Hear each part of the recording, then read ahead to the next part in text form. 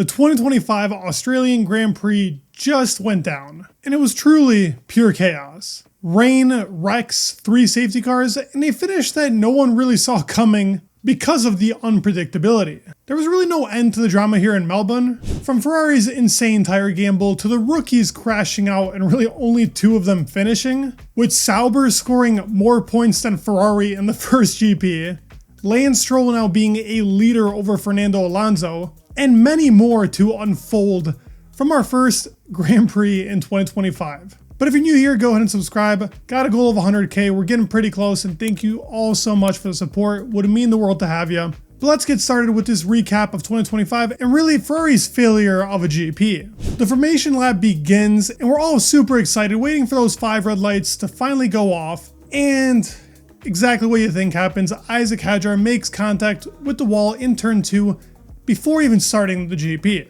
And I gotta say, it was pretty heart-wrenching seeing him crying right after this, and obviously being in a bad mood, not even being able to compete in his first official GP. Him being comforted by Anthony Hamilton was very cool, considering this guy is a stan of Lewis. It's a rookie error, but that's exactly why it's called a rookie error, so let's not give him too much slack, but not the greatest start. But man, he wasn't the only one. We get underway in lap 1. Max gets a thrilling start. I mean, I can't really think of a driver that's better in the wet, and probably by the end of his career, we will see him as the GOAT in wet weather. He ends up passing Oscar Piastri on lap 1, and yet again, we get another crash, this time from the Australian Jack Doohan, which is really unfortunate because he looked quick, and any driver can make a mistake like that.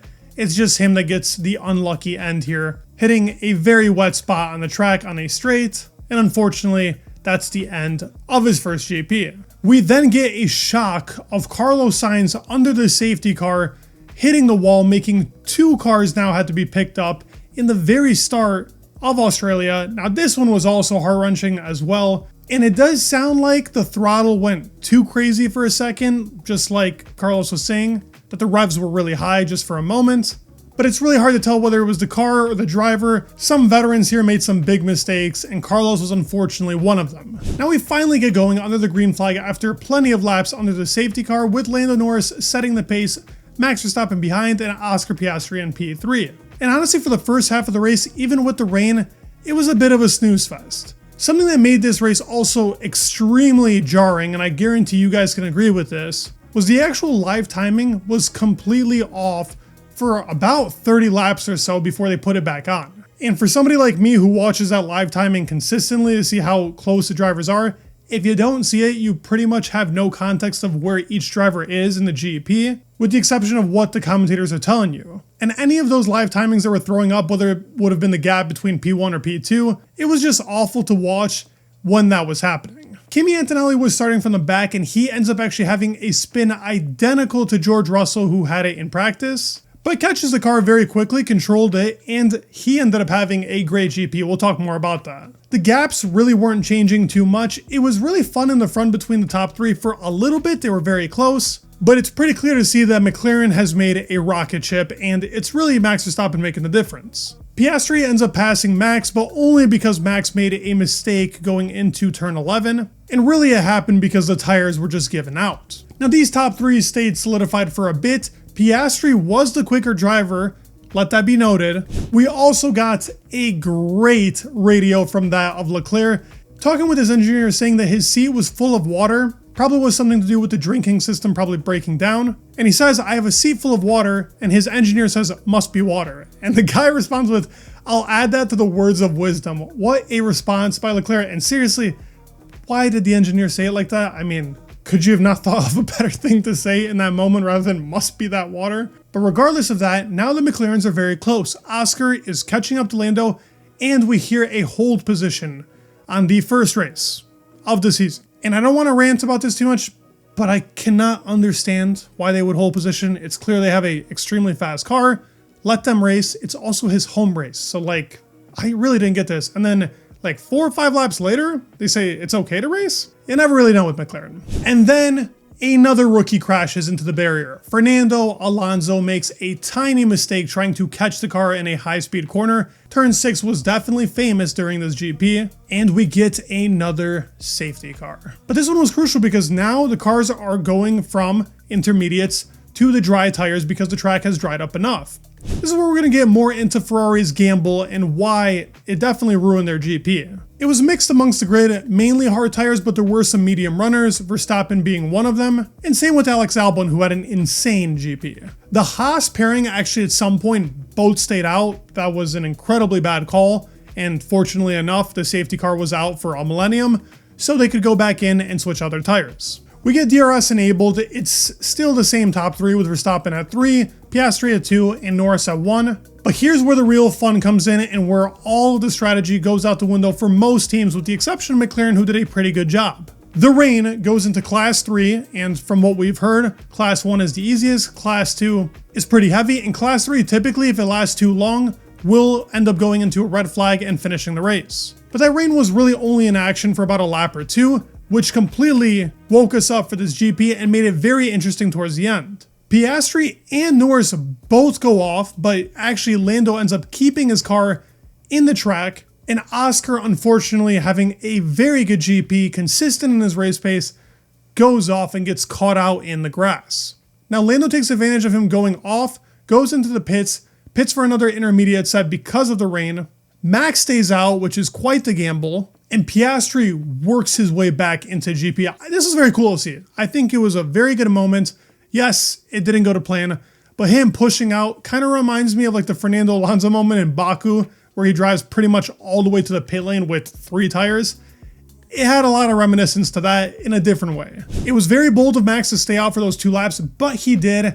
Unfortunately, it wasn't the right move. Maybe if it was 1 lap, it would have worked better. But as he states in his post-interview, regardless of what he did, he would have ended up finishing P2, and I fully believe that as well. Hamilton at some point ends up leading in the Ferrari, which is obviously going to be a headline for many, but they stayed out on the hard tires. They stay out on the slicks, banking on the rain to ease off. For a hot second, it works. They jump to P2 and P3 as Lando makes his way back up towards the top.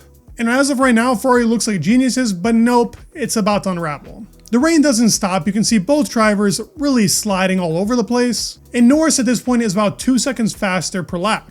Leclerc is also now fighting with other drivers, and so is Lewis. And at some point he ends up spinning, and the strategy goes from bad to worse. Both drivers end up going back in on intermediates, which then puts them down into 9th and 10th. And even they end up scrapping at some point, which just did not work out for the team. If they were to stay out on those slicks because of the wet weather actually going away pretty quickly, there was a possibility of them finishing up pretty high and maybe, just maybe, finishing P2 and P3 at some point. Now, there was a lot of speculation and talk and plenty of media outlets talking about the Ferrari setup being focused on a wet weather race pace. Now, it really didn't seem like that was true, considering they were pretty far behind, and really, they never were that advantageous to the other competitors like Mercedes, McLaren, and Red Bull, who were all in front. And at some point, Leclerc was trailing George Russell by almost about 10 seconds, and Lewis Hamilton could not even catch up to Alex Albon. This really was the same old Ferrari. We haven't seen it too much, but this strategy was definitely a failure, and plenty to learn off from the first GP. And the actual finish of the race was thrilling, considering Max at some point was about 3 or 4 tenths behind Lando. That was due to a mistake he made into turn 6. But I gotta say, that McLaren, it's looking ominous. But ending off the race, we had Norris winning just slightly, but man, he held his own. Very good GP by him, and I would probably say this is probably the best victory he's had, up there with Abu Dhabi. Max in P2, making the most out of a car that's clearly behind on McLaren. George also, very clean. No one's really going to talk about it, but a very good race by him. And I was finishing up our podium. As I stated, Ferrari is now behind Sauber in the standings. Kimi Antonelli had a blinder of a race. I didn't think he did much, but the overtakes that he made, he stayed on track for the most part, only one little mistake. And it's clear to see this guy's got talent. Him and Ollie Behrman were the only drivers to stay on track, so maybe Helmut Marko was right a bit on how he graded the drivers. That's a complete joke. Bortoletto was really good. But Norris really proved himself today. Ferrari's gamble definitely did not prove itself. And all in all, for first race, it was a lot of fun.